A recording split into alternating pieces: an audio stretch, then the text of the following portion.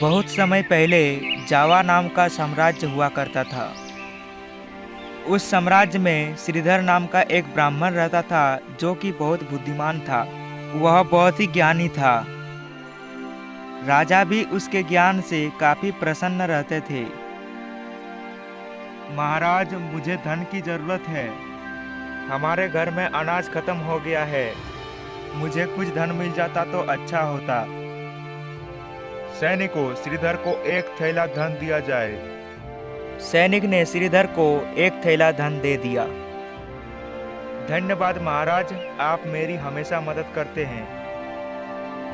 नहीं नहीं श्रीधर, बल्कि आपके वजह से हमारा राज्य बहुत ही ज्यादा समृद्ध है।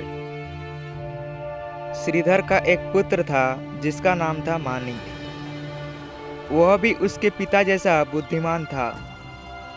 उसके पिता ने जब राज दरबार छोड़ दिया तो उसके पुत्र मानिक ही राज दरबार में रहा करते थे। मानिक भी राजा को अच्छे तरह से सलाह देता था। अरे रमेश, क्या तुम्हें पता है, उस मानिक के आ जाने से महाराज की संपत्ति में कई गुना ज्यादा वृद्धि हो गई है। अरे हाँ भैया, पूरे गांव में उसकी ही चर्चा हो रही है। धीरे धीरे करके मानिक को पूरे राज्य में अपने पिता जैसा सम्मान मिलने लगा। एक दिन मानिक का एक मित्र, चलो मित्र, पासे खेलने के लिए जाते हैं। मैंने सुना है पासे खेलने से हम धन को लगा सकते हैं और हमारा धन 2 गुना हो जाता है। पर मित्र, वो तो जुआ है ना, उसमें हम हार भी सकते हैं। नहीं मित्र, मुझे पूरा विश्वास है कि हम जीतेंगे। ठीक है मित्र, चलो तो पासे खेलने के लिए। मैं तुम पर भरोसा करके जा रहा हूँ। फिर वो दोनों चले गए पासे खेलने के लिए। वो लोग पासा खेलने लगता है।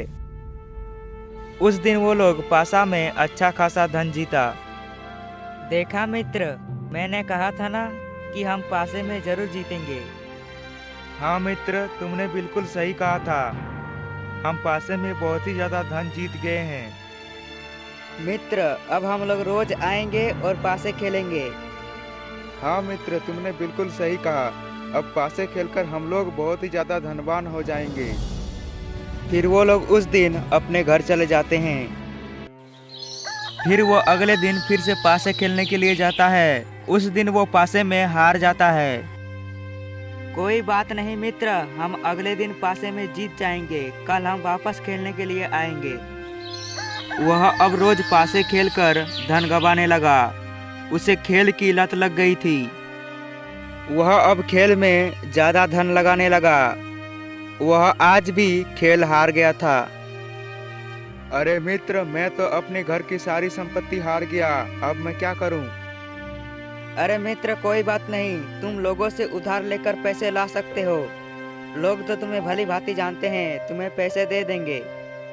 फिर वह गांव वालों के पास जाकर उधार लेता है। कमलेश काका, मुझे कुछ पैसे दीजिए ना, मुझे पैसे की जरूरत है। मैं आपको जल्द ही पैसा लौटा दूंगा। ठीक है बेटा, पर पैसे जल्द ही लौटा देना। फिर वह उधार लिया पैसा भी पासे में खेलकर हार जाता है। ऐसे मानिक के पासे खेलने के बारे में उसके माता पिता को पता चला। यह सब देखकर उसके माता पिता काफी दुखी थे, क्योंकि मानिक काफी बुद्धिमान होने के नाते उसे ये पासे की लत कैसे लग गई, ये उन लोगों को समझ में नहीं आ रही थी। एक दिन गांव के लोग मानिक से पैसे मांगने आए। बेटा मानिक, तुमने जो हमसे उधार लिए थे वो पैसा हम लोगों को दे दो, हमें पैसे की जरूरत है। पर चाचा, मेरे पास तो अभी 1 भी रुपया नहीं है। बेटा, तुम हमारे पैसे कब तक लौटा दोगे? मेरे पास पैसे आते ही मैं आप लोगों को लौटा दूंगा, आप लोग चिंता ना करें। ठीक है बेटा, लेकिन 2-3 दिन में तुम हमारे पैसे लौटा देना। अरे मैं 2-3 दिन में इतना पैसा कहाँ से लाऊंगा? मुझे जल्द से जल्द पैसों का जुगाड़ करना होगा। मानिक तुरंत अपने पिता के पास पहुंचा। पिताजी, मेरी मदद कीजिए, आप तो इतने ज्ञानी हैं। कृपया करके मुझे कुछ रास्ता बताइए। श्रीधर से अपने बेटे का यह दुख देखा नहीं जा रहा था। वह अपने पुत्र को दुखी देख बहुत व्याकुल हो रहे थे। श्रीधर अपने मन में सोचा, मैं आसपास के गांव में जाकर पूजा पाठ करूंगा और अपने बेटे के उधार को चुकाने की कोशिश करूंगा। परंतु पूजा पाठ करके बेटे के उधार के सारे पैसे चुकाना मुमकिन नहीं है। श्रीधर एक दिन लेटे लेटे यही सब सोच रहा था, तभी उसे नींद आ गई।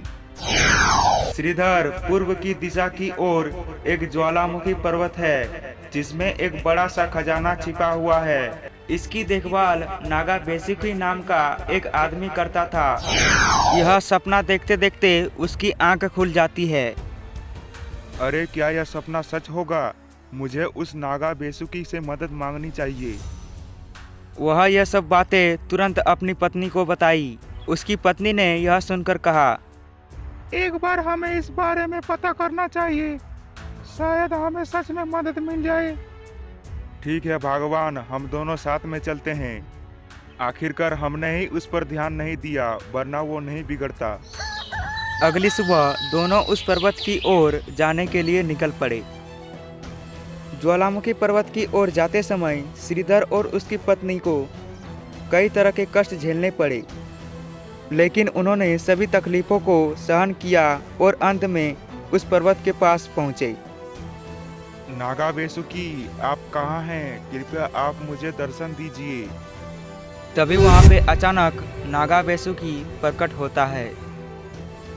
श्रीधर और उसकी पत्नी ने नागा बेसुकी को अपनी सारी परेशानियां बताई। नागा बेसुकी ने कहा, हे ब्राह्मण, आप अपनी जरूरत के हिसाब से धन ले जाएं। उस गुफा में बहुत ही ज्यादा धन है। ऐसा बोलकर नागा बेसुकी वहां से गायब हो गया। श्रीधर और उसकी पत्नी अपनी जरूरत के हिसाब से गुफा से धन ले लिए। धन्यवाद नागा बेसुकी, आपने हमारी मदद की। वो लोग उसका धन्यवाद करके वहां से निकल पड़े। इधर अपने घर पर माता पिता को ना पाकर मानिक बहुत चिंतित हो रहा था। अरे मेरे माता पिता तो रात में कभी भी बाहर नहीं निकलते, शायद मेरी वजह से उन्हें कुछ तकलीफ ना हो जाए। अगर वे किसी मुसीबत में फंस गए तो मैं खुद को कभी क्षमा नहीं कर पाऊंगा। और उन्होंने कहा है कि जब तक उधारी चुकाने का कोई व्यवस्था ना हो तब तक वो लोग घर नहीं लौटेंगे। भगवान, आप मेरे माता पिता का रक्षा करना। तभी अचानक दरवाजा खटखटाने की आवाज़ आती है। मानिक ने दरवाज़ा खोला। उसने देखा कि उसके माता पिता लौट आए हैं। अरे आप लोग वापस आ गए? मैं कब से आप लोगों का इंतजार कर रहा था। आप लोग कहाँ गए थे? नहीं नहीं बेटा, यहीं दूसरे गांव गए थे कुछ काम से। मानिक के माता पिता नागा बेसुकी के पास गए थे, लेकिन वह लोग इस बात को टाल देते हैं। अगली सुबह उन्होंने मानिक को ढेर सारा धन दिया और कर्ज चुकाने के लिए कहा। इतना सारा धन आप लोगों ने कहाँ से लाया? लेकिन उन्होंने उसे कुछ नहीं बताया। मानिक ने लोगों का उधार चुका दिया। अंत में मानिक को अपनी गलती का एहसास हुआ। माँ, पिताजी, मुझे क्षमा कर दीजिए, मैं आगे से ऐसी गलती कभी नहीं करूँगा। उसने अपने माता पिता को वचन दिया। मानिक अब राज दरबार में अपनी जिंदगी बिताने लगा और महाराज को अच्छी अच्छी सलाहें देता था।